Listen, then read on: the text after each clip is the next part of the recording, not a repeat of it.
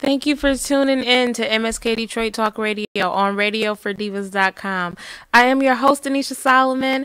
I am normally in the studio with Daisha Nichelle. You guys love her. She's awesome. She's the life of the party. Today I'm solo dolo. Boom, deal with it. So, this is MSK Detroit. Like I said before, we're on Urban Nation Radio. We're here every Wednesday at 7 live. Tune in. You can also catch us on RadioForDivas.com on Tuesdays and Thursdays at 6 p.m. So I've been chit-chatting with you guys and kind of going off on my Soapbox Susie segment rants about social responsibility or the lack thereof within our community. And I kind of, like I began this rant with Nicki Minaj. I'm ending it on something closer to home for myself, for all my local people that are tuning in, with Southfield going, the whole get the black people out of Southfield, those flyers that have been like just left on people's cars, doorsteps, wherever. I'm concerned because when it first happened, everybody was upset. It was like such a outrage and uproar, hashtag Black Lives Matter.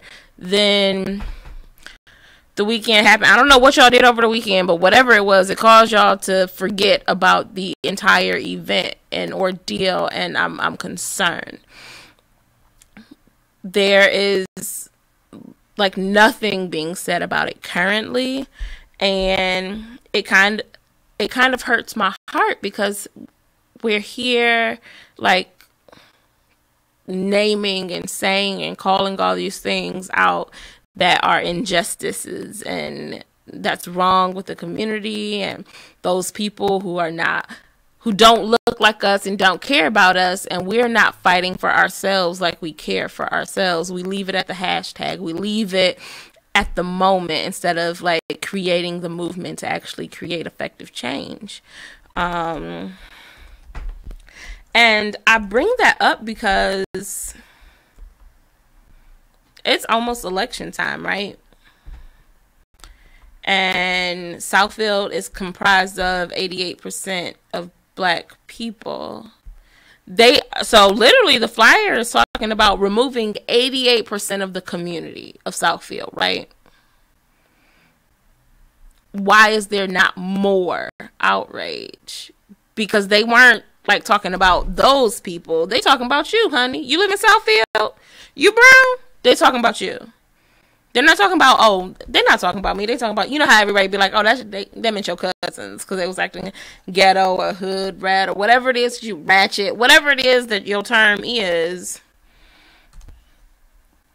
They were talking about you.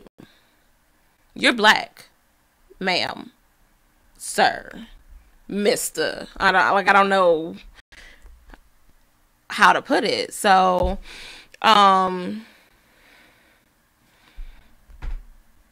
what are we going to do about it? Are we going to leave it at the hashtag or no? Are we going to just let it sit there and just be like, oh, well, it'll glaze over. It'll work itself out. Ha ha ha. That was funny. It's over now. Or I was mad for the moment and nothing else to be said about it. Or are we legitimately gonna, stand up and do something about it, make our voices heard, come together as one, on one accord, as my mother says. We all need to be on one accord. As a community, we do.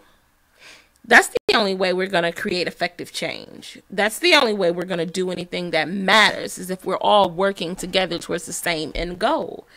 And let me take a sip because I've been going for a minute. And I don't have not a drop of water. I just got my little wine glass. At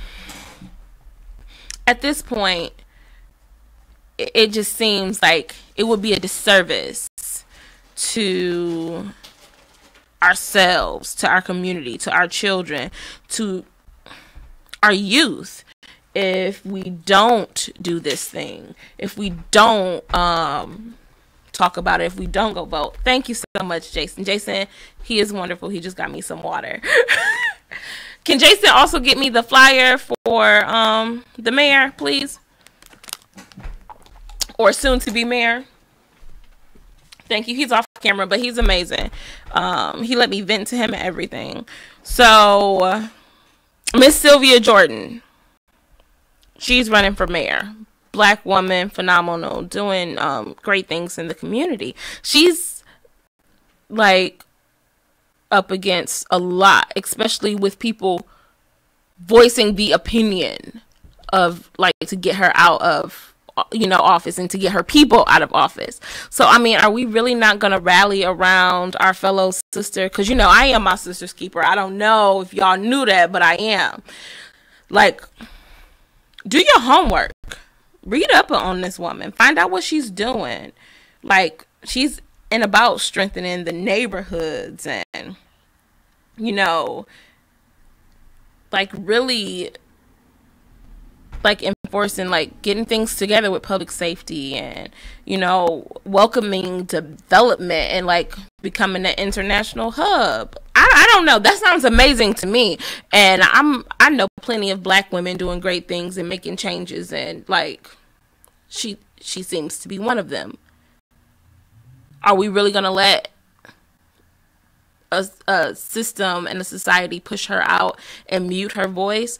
Or are we going to get out and do what we need to do? And I'm not, trust and believe, I'm not telling you like, oh, you need to go and vote for such and such and do this. I'm saying educate yourself and go vote from there.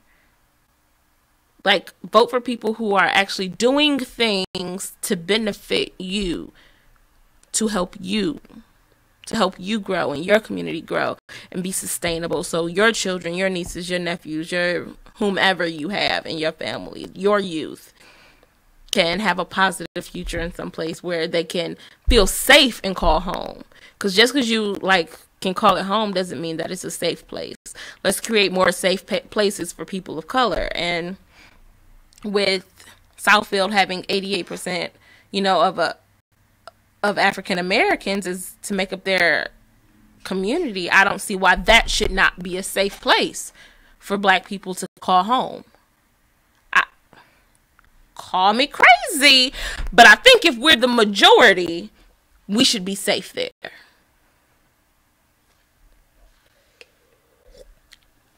Then again, even if we're the minority, we still should be safe. But I'm just saying, let's just do some common sense. If we have the biggest voice here, why are we not using it?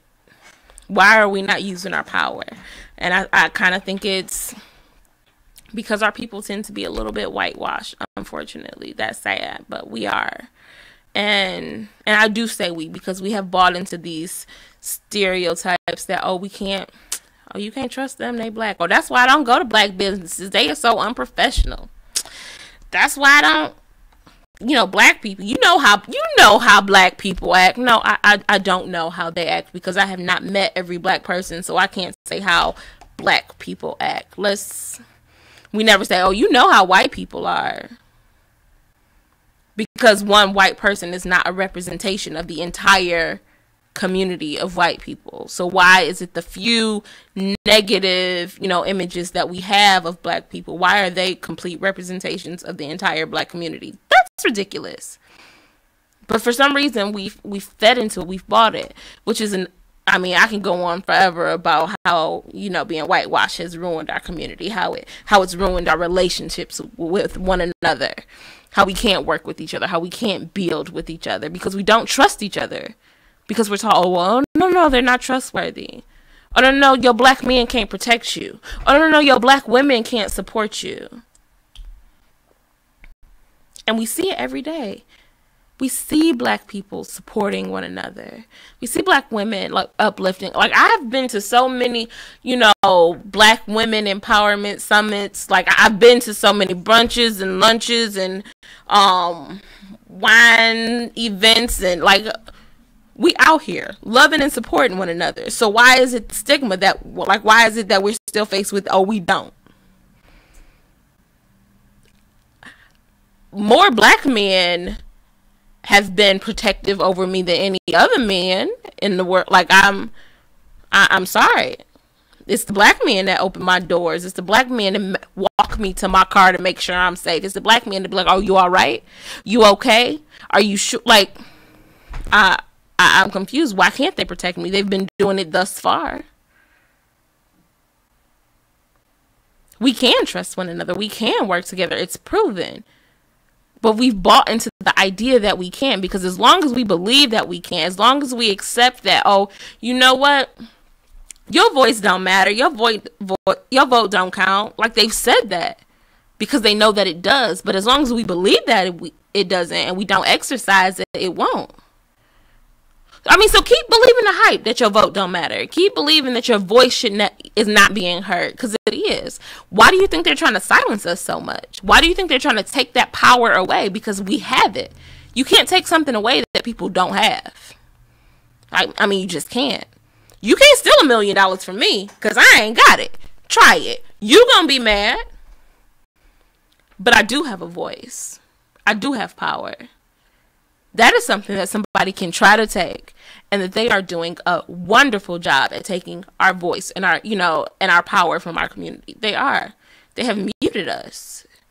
And it's only because we've let them, because we don't say it back, because we're not fighting, we're not standing up, we're not coming together. We're not educating ourselves, because for what? It don't matter. They don't hear us. Nobody ever hears you until you make them. Because truth be told, you can just be sitting there talking to somebody, they not listening, but then you be like, excuse me, hello, they tuned in now. So I'm just saying, do what you got to do. Be heard, work together, be a community. So, I mean, I've had my little rant. I'm glad that you tuned in. This is Anisha Solomon on MSK Detroit on Urban Nation Radio.